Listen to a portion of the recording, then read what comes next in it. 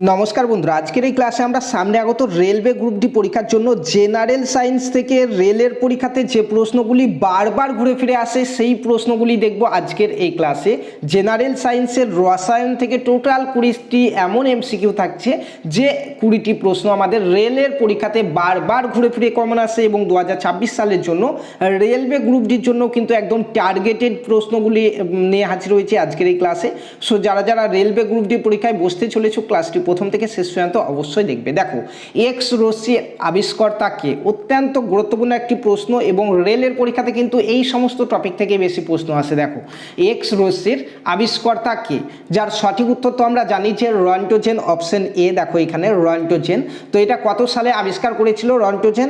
দেখো এখানে 1895 সালে জার্মান বিজ্ঞানী রন্টোজেন এক্স রশ্মি আবিষ্কার করেন। এটা কোন কাজে ব্যবহার হয়? এটা হচ্ছে চিকিৎসা ও শিল্প ক্ষেত্রে এর ব্যাপক ব্যবহার রয়েছে। তাহলে সঠিক উত্তর হয়ে যাচ্ছে এখানে অপশন এ। চলো নেক্সট আরও একটা গুরুত্বপূর্ণ প্রশ্ন দেখি। দেখো, বলা হয়েছে যে কোন ফলে অ্যাসকর্বিক অ্যাসিড থাকে? দেখো, অত্যন্ত গুরুত্বপূর্ণ এই সমস্ত প্রশ্নগুলি কিন্তু রেলে পরীক্ষাতে বারবার আমরা দেখতে পাই যে কোন ফলে অ্যাসকর্বিক অ্যাসিড থাকে। আমরা জানি সঠিক উত্তর হয়ে যাবে অপশন সি। দেখো এখানে আমলকিতে অ্যাসকর্বিক অ্যাসিড থাকে। কিসে? আমলকি। ঠিক আছে, তো অ্যাসকর্বিক অ্যাসিড হলো ভিটামিন সি। আমলকিতে ভিটামিন সি সবচেয়ে বেশি পরিমাণে থাকে, মনে থাকবে ভিটামিন সি।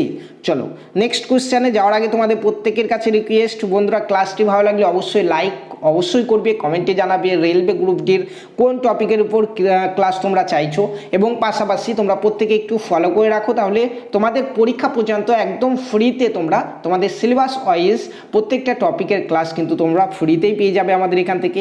এবং যারা যারা ফ্রিতে নোটস এবং পিডিএফ চাইছো ভিডিওর কমেন্টে দেখো এবং ডেসক্রিপশনে দেখো, আমাদের একটা টেলিগ্রাম গ্রুপের লিঙ্ক দিয়েছি, সেই গ্রুপে জয়েন করে যাও। প্রত্যেকটা ক্লাসের পিডিএফ এবং নোটস তোমাদেরকে ফ্রিতেই সেখানে দেওয়া হচ্ছে। চলো 3 নম্বর কোশ্চেন দেখি। বলা হয়েছে যে ফেরিক অক্সাইডে লোহার যোজ্যতা হলো কত? ফেরিক অক্সাইডে সঠিক উত্তর হয়ে যাবে +3। দেখো এখানে অপশন এতে রয়েছে +3। ফেরিক অক্সাইডের রাসায়নিক সংকেত কি? রাসায়নিক সংকেত হচ্ছে Fe2 এবং O3। Fe2O3 এটা হচ্ছে ফেরিক অক্সাইডের রাসায়নিক সংকেত। ঠিক আছে, এখানে লোহার +3 যোজ্যতা রয়েছে। দেখো তাহলে +3 অপশন এ হয়ে যাচ্ছে এখানে সঠিক উত্তর। নেক্সট 4 নম্বর কোশ্চেন দেখো, বলা হয়েছে নিম্নলিখিত কোনটি বায়ুমণ্ডলে অবস্থিত? এর মধ্যে কোনটি বায়ুমণ্ডলে অবস্থিত? তো দেখো সঠিক উত্তর হচ্ছে অপশন বি, আণবিক নাইট্রোজেন। আণবিক নাইট্রোজেন বায়ুমণ্ডলে অবস্থিত এবং এটি বায়ুমণ্ডলে প্রায় 78% নাইট্রোজেন আণবিক অবস্থায় থাকে। আণবিক অবস্থায় থাকে 78%। ঠিক আছে, আণবিক নাইট্রোজেন অপশন বি। নেক্সট 5 নম্বর কোশ্চেন দেখো, বলা হয়েছে যে অ্যামোনিয়া গ্যাস প্রস্তুতিতে নিম্নলিখিত কোন দুটো গ্যাস ব্যবহার করা হয়? তো এই প্রশ্নটার সঠিক উত্তর হচ্ছে নাইট্রোজেন এবং হাইড্রোজেন। অপশন সিতে আছে। দেখো, নাইট্রোজেন এবং হাইড্রোজেন গ্যাস অ্যামোনিয়া গ্যাস তৈরিতে ব্যবহৃত হয়। ঠিক আছে, নাইট্রোজেন ও হাইড্রোজেন গ্যাসকে উচ্চ তাপ ও চাপে বিক্রিয়া করিয়ে অ্যামোনিয়া তৈরি করা হয় এবং সেই প্রক্রিয়াটিকে হ্যাবার বলা হয়। হ্যাবার প্রক্রিয়াও বলা হয়ে থাকে। চলো নেক্সট 6 নম্বর প্রশ্ন দেখো, বলা হয়েছে যে এসটিপিতে একটি সম্পৃক্ত দ্রবণ হলো। দেখো এখানে কোনটি? এসটিপিতে একটি সম্পৃক্ত দ্রবণ হলো। সঠিক উত্তর হবে এখানে লাল, অপশন সি। দেখো লাল। তো এসটিপিতে একটি সম্পৃক্ত দ্রবণ বলতে বোঝায় এমন দ্রবণ যেখানে নির্দিষ্ট তাপমাত্রায় আর বেশি দ্রব্য পদার্থ দ্রাবীভূত হতে পারে না। সাধারণতভাবে পরীক্ষায় এটিকে লাল রং দ্বারা নির্দেশ করা হয়ে থাকে। লাল অপশন সিতে আছে, অপশন সি হচ্ছে সঠিক উত্তর। নেক্সট দেখো 7 নম্বর কোশ্চেন। এখনও যারা আমাদের চ্যানেলটিকে ফলো করোনি, আরআরবি গ্রুপ ডির প্রত্যেকটা ক্লাস তোমাদের ফোনে সবসময় পাওয়ার জন্য অবশ্যই একটু ফলো করে রাখো। পরীক্ষা পর্যন্ত তোমরা কিন্তু ক্লাস পাবে। টেলিগ্রাম গ্রুপে জয়েন করে রাখো, তাহলে প্রত্যেকটা পিডিএফ ফ্রিতে পাবে তোমরা। এবং কমেন্টে জানাও তোমরা এরপরে কোন কোন টপিকে তোমরা ক্লাস চাইছো। লাইক এবং শেয়ার তো আশা করি তোমরা প্রত্যেকেই করছো। অবশ্যই করে দেবে এই ভিডিওতেও। দেখো বলা হয়েছে বিশ্বের কঠিনতম পদার্থ হলো, অত্যন্ত গুরুত্বপূর্ণ একটা প্রশ্ন। আমরা জানি যে হীরক হচ্ছে বিশ্বের কঠিনতম পদার্থ, তাই না? অপশন বি হচ্ছে সঠিক উত্তর, হীরক বা ডায়মন্ড পৃথিবীর সবচেয়ে কঠিন প্রাকৃতিক পদার্থ। এটি কাঁচ কাটতেও ব্যবহার করা হয়। অপশন বি সঠিক উত্তর। চলো নেক্সট 8 নম্বর কোশ্চেন দেখো, বলা হয়েছে যে ওয়াশিং সোডা হলো কি? ওয়াশিং সোডা হচ্ছে সঠিক উত্তর হচ্ছে sodium carbonate. Sodium carbonate option সিতে আছে। দেখো ওয়াশিং সোডার রাসায়নিক নাম হচ্ছে সোডিয়াম কার্বনেট, যেটাকে Na2CO3 এটা হচ্ছে এর রাসায়নিক সংকেত, এবং এটি কাপড় পরিষ্কার করতে ব্যবহৃত হয়। ঠিক আছে, চলো নেক্সট 9 নম্বর কোশ্চেন দেখি। দেখো বলা হয়েছে যে গ্যালভানাইজ লোহার চাদরে প্রলেপ হিসাবে ব্যবহার করা হয়। গ্যালভানাইজ লোহার চাদরে প্রলেপ হিসাবে ব্যবহার করা হয়। সঠিক উত্তর হয়ে যাবে জিঙ্ক। অপশন সি হচ্ছে সঠিক উত্তর। লোহাকে মরিচা থেকে রক্ষা করতে তার উপরে জিঙ্কের প্রলেপ দেওয়া হয় এবং এটাকে গ্যালভানাইজিং বলা হয়। গ্যালভানাইজিং বলা হয়। অপশন সি হচ্ছে এখানে সঠিক উত্তর। 10 নম্বর কোশ্চেন দেখো, বলা হয়েছে যে নিম্নলিখিত কোন বক্তব্যটি অনুঘটকের ক্ষেত্রে সত্য? এখানে কোনটা অনুঘটকের ক্ষেত্রে সত্য? এখানে দেখো এটি বিক্রিয়ার হার বৃদ্ধি করে, এটাও সত্য, এবং এটি সক্রিয়করণ শক্তি কমায়, এটাও সত্য। তাহলে 1 এবং 3 এই দুটো কিন্তু সত্য। ঠিক আছে, অনুঘটক বিক্রিয়ার হার বৃদ্ধি করে এবং সক্রিয়করণ শক্তি কমায়, কিন্তু নিজে ক্ষয়প্রাপ্ত হয় না। ঠিক আছে, চলো নেক্সট 11 নম্বর কোশ্চেন দেখো, বলা হয়েছে যে নিম্নলিখিতর মধ্যে কোনটি মৌলিক পদার্থ? এদের মধ্যে কোনটি মৌলিক পদার্থ? আমরা দেখতেই পাচ্ছি এখানে হীরক হচ্ছে মৌলিক পদার্থ। অপশন ডি দেখো, এখানে হীরক কার্বন মৌলের একটি রূপ, তাই না? তাই এটি একটি মৌলিক পদার্থ। এখানে দেখো অপশন ডি হীরক হচ্ছে সঠিক উত্তর। নেক্সট 12 নম্বর কোশ্চেন দেখো, বলা হয়েছে যে নিম্নলিখিত কোন পদ্ধতিতে হাইড্রোজেন গ্যাস প্রস্তুত করা হয়? এখানে তোমরা লক্ষ্য করলে বুঝতে পারবে এখানে প্রত্যেকটা পদ্ধতিতেই কিন্তু হাইড্রোজেন গ্যাস তৈরি হয়। তাহলে অপশন ডি হয়ে যাবে সঠিক উত্তর। জল তড়িৎ বিশ্লেষণ, গরম লোহার উপর বাষ্প চলায়ন এবং জিঙ্ক ও অ্যাসিডের বিক্রিয়া, এই সব পদ্ধতিতেই কিন্তু হাইড্রোজেনই তৈরি হয়। তাহলে অপশন ডি হয়ে যাবে এখানে সঠিক উত্তর।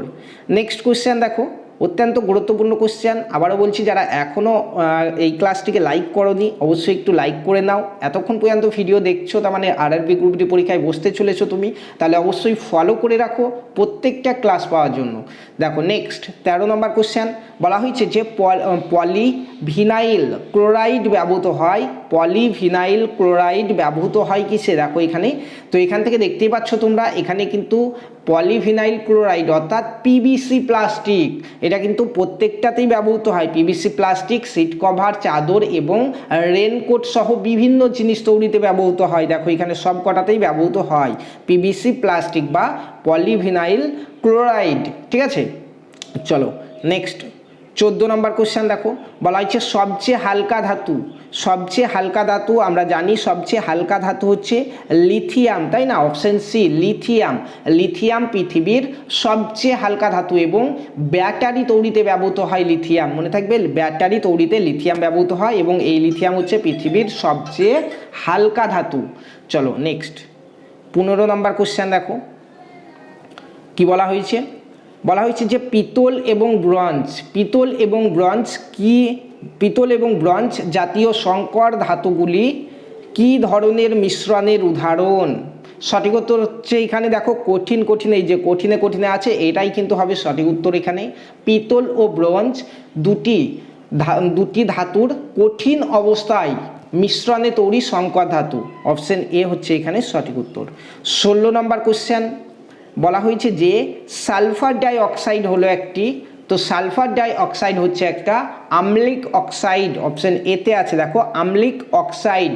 সালফার ডাই অক্সাইড অর্থাৎ SO2 পানিতে বা জলে দ্রবীভূত হয়ে অ্যাসিড তৈরি করে, তাই এটি আম্লিক অক্সাইড। ঠিক আছে, অপশন এ হচ্ছে এখানে সঠিক উত্তর।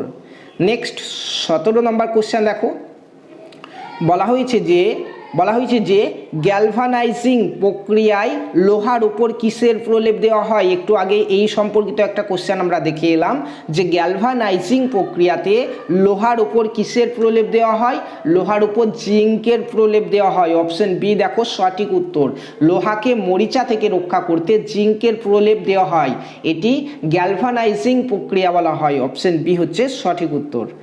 নেক্সট 18 নম্বর কোশ্চেন দেখো, বলা হয়েছে নিচের কোন যৌগটি কৃত্রিম সার হিসাবে ব্যবহৃত হয়, নিচের কোন যৌগটি কৃত্রিম সার হিসাবে ব্যবহৃত হয়। তো এখানে সঠিক উত্তর হয়ে যাবে ammonium sulphate, ammonium sulphate option বিতে আছে। দেখো এটা কৃত্রিম সার হিসাবে ব্যবহৃত হয়। অ্যামোনিয়াম সালফেট একটি গুরুত্বপূর্ণ নাইট্রোজেন সার যা কৃষিতে ফসলের বৃদ্ধি বাড়াতে ব্যবহৃত হয়। অপশন বি হচ্ছে সঠিক উত্তর। নেক্সট 19 নম্বর কোশ্চেন চলো, বলা হয়েছে যে পরীক্ষাগারে প্রস্তুত প্রথম জৈব যৌগটি হলো কি। তো পরীক্ষাগারে প্রথম যেটি তৈরি হয়েছিল জৈব যৌগ সেটি হচ্ছে ইউরিয়া, মনে থাকবে ইউরিয়া। ইউরিয়া পরীক্ষাগারে প্রথম জৈব যৌগ হিসাবে তৈরি হয়েছিল। অপশন এ দেখো এখানে, যেটা কত সালে 1828 সালে, 1828 সালে বিজ্ঞানী ভোলার প্রথমবার পরীক্ষাগারে ইউরিয়া প্রস্তুত করেন, এটি জৈব রসায়নের গুরুত্বপূর্ণ ঘটনা। চলো নেক্সট 20 নম্বর কোশ্চেন দেখি, বলা হয়েছে দেখো যে সাধারণ লবণের রাসায়নিক নাম হলো, এটা কিন্তু শুধু আরআরবির পরীক্ষা বলে না, পশ্চিমবঙ্গ ছাড়া অন্যান্য যে কোনো সরকারি বেসরকারি চাকরির পরীক্ষাতে ইন্টারভিউ এটা কিন্তু এই প্রশ্নটা কিন্তু আসতে দেখা যায় যে সাধারণ লবণ, অর্থাৎ আমরা বাড়িতে যে লবণ ব্যবহার করি খাওয়ার জন্য সেই লবণের রাসায়নিক নাম কি। তো সঠিক উত্তর হয়ে যাবে অপশন এ দেখো সোডিয়াম ক্লোরাইড। সোডিয়াম ক্লোরাইড আমরা দৈনন্দিন জীবনে যে খাবার লবণ ব্যবহার করি তার রাসায়নিক নাম হচ্ছে সোডিয়াম ক্লোরাইড। অনেক সময় আমাদের প্রশ্ন চলে আসে যে সাধারণ লবণের রাসায়নিক কি সংকেত কি, সেটা কিন্তু NaCl, NaCl বলা হয়, ঠিক আছে, NaCl অর্থাৎ সোডিয়াম ক্লোরাইড। তো বন্ধুরা এই ছিল সামনে আগত রেলওয়ে গ্রুপ ডি পরীক্ষার জন্য জেনারেল সায়েন্সের রসায়ন বিদ্যা থেকে আমাদের রেলওয়ে গ্রুপ ডি পরীক্ষাতে কমন আসার মতো কিছু প্রশ্ন উত্তর। ক্লাসটি ভালো লাগলে অবশ্যই প্রত্যেককে লাইক কমেন্ট এবং শেয়ার করবে, পাশাপাশি ফলো করে রাখবে পরবর্তী ক্লাসগুলি পাওয়ার জন্য। ধন্যবাদ।